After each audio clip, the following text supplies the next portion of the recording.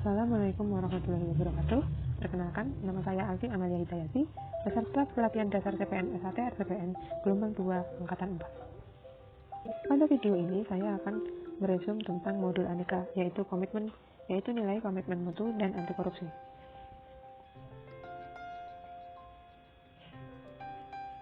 Komitmen mutu merupakan pelaksanaan pelayanan publik dengan berorientasi pada kekuatan hasil dipersepsikan oleh individu terhadap produk atau jasa berupa ukuran baik atau buruk.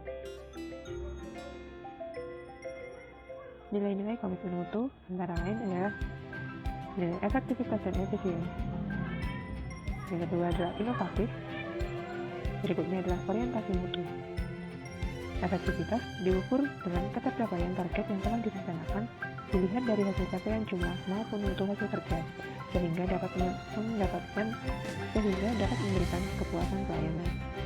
Efisiensi diukur dari penghematan biaya, waktu, tenaga, dan pikiran dalam menyelesaikan kegiatan. Inovatif merupakan temuan kreatif untuk memenuhi kebutuhan tuntutan pergeseran pasar, gaya hidup, harapan, dan daya beli serta perkembangan ekonomi pengaruh globalisasi. Karakteristik nilai orientasi mutu antara lain komitmen bagi kepuasan rakyat.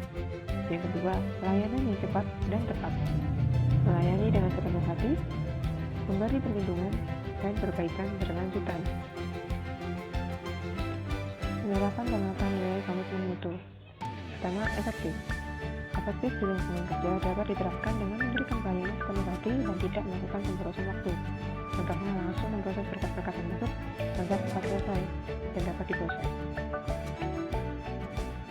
Yang kedua adalah efisien. Efisien di lingkungan pekerjaan yang merupakan contoh hal sepele adalah dengan menghemat kertas. Pada saat kita akan mencetak, seharusnya kita selalu meneliti dokumen-dokumen yang akan kita cetak tersebut agar tidak terjadi kesalahan dan tidak akan membuang kertas dengan sia-sia. Kemudian inovasi. Pelayan publik dapat menerapkan inovasi agar tercapainya terobosan-terobosan untuk menciptakan kerja yang lebih efektif dan efisien, sehingga dalam melayani masyarakat dapat lebih mudah, cepat, dan masyarakat puas akan pelayanan kita. Selanjutnya, keterkaitan antara komitmen mutu dengan birokrasi. Keterkaitan antara komitmen mutu dengan birokrasi adalah yang pertama, maraknya kasus-kasus korupsi. Yang kedua adalah rutinitas pelayanan yang kurang baik. Yang ketiga adalah ketidakpuasan mutu pelayan aparatur. Yang keempat adalah sarana dan prasarana yang di bawah standar dan terbengkalai.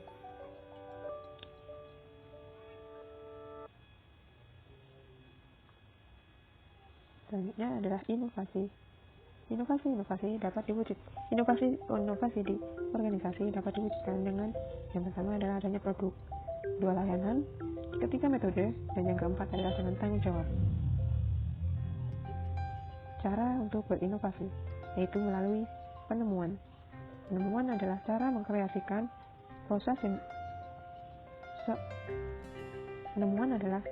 sesuatu yang pernah dilakukan sebelumnya. Yang kedua adalah pengembangan, yaitu dengan cara mengembangkan produk, jasa, atau proses yang sudah ada.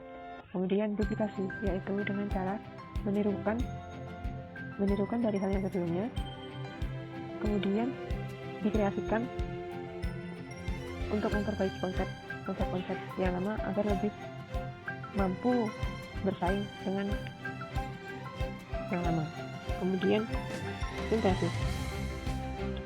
Sintesis adalah perpaduan dari konsep dan faktor yang sudah ada menjadi formula baru.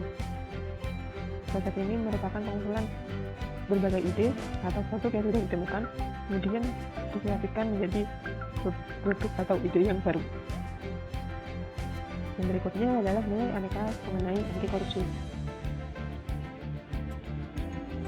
Korupsi merupakan kerusakan atau kebobrokan, kecurangan, tindakan tidak bermoral, dan menyimpang dari nilai-nilai yang dilakukan oleh pejabat publik, baik politisi maupun pegawai negeri, serta pihak lain yang terlibat dalam menyalahgunakan kepercayaan publik yang dikuasakan kepada mereka untuk mendapatkan keuntungan sepihak. Jenis-jenis korupsi ada 7. Yang pertama adalah korupsi transaktif, yaitu korupsi yang menunjukkan adanya kesepakatan timbal balik antara pembeli dan penerima. Yang kedua adalah korupsi ekstraaktif, yaitu korupsi yang menyertakan bentuk-bentuk tekanan tertentu di mana pihak pemberi dipaksa untuk menyuap guna mencegah kerugian yang mengancam pihaknya.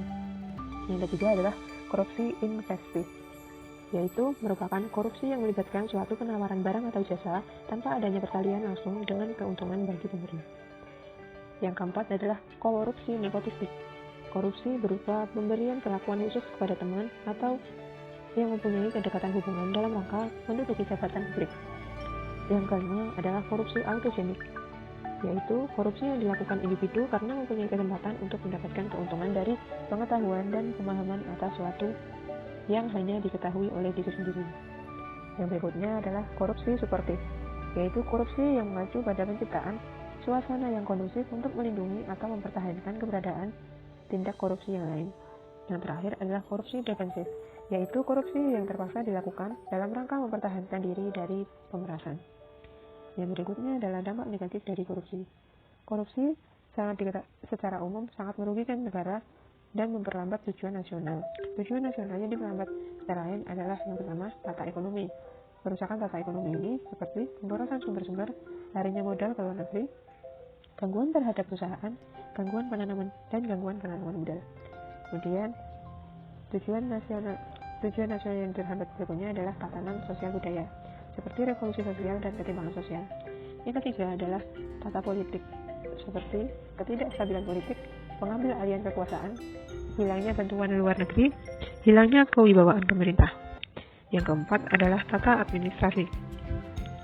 Tata administrasi ini contohnya seperti tidak efisien, kurangnya kemampuan administrasi, hilangnya keahlian, hilangnya sumber-sumber negara, dan keterbatasan. Yang kelima adalah kebijaksanaan pemerintah dan pengambil tindakan-tindakan represif.